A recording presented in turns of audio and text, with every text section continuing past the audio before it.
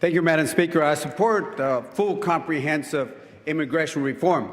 But today's vote on this supplemental appropriation bill is to provide funding to ICE, Border Patrol, and other agencies to deal with the humanitarian crisis on the border, an area that I represent, an area where I live, an area where 42,000 out of the 58,000 unaccompanied kids have crossed. The policy change in this bill is to get rid of a loophole in the 2008 law that the smugglers in Central America and Mexico have taken advantage of. All due process and legal protections are left intact under this proposed bill. You will see under a CRS report that compares the current law to today's bill, you will see the same due process, the same legal protection are left intact.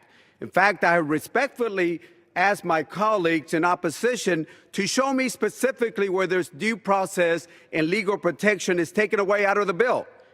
I yet have heard where it does this. I've also asked my colleagues in opposition respectfully to sit down with me and offer their alternative solution or their legislative proposal to this border crisis, and I've yet to hear those solutions. In this appropriation bill, we have to provide the funding to the federal agencies to provide an early border.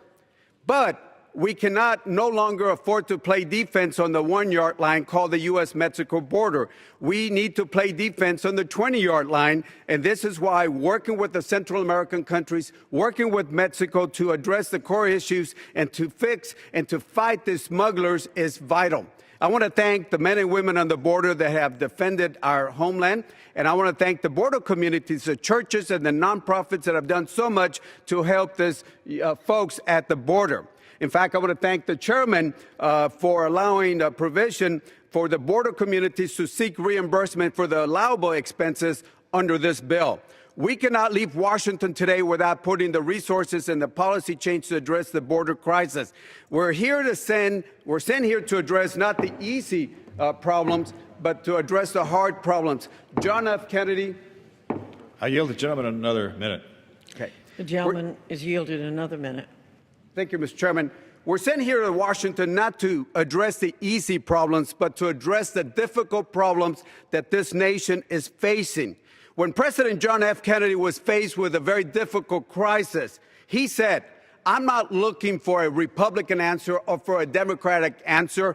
I'm looking for the right answer." And I think today, in a bipartisan way, we need to look for that right answer. I urge yes on this supplemental appropriation bill, and I yield back the balance of my time.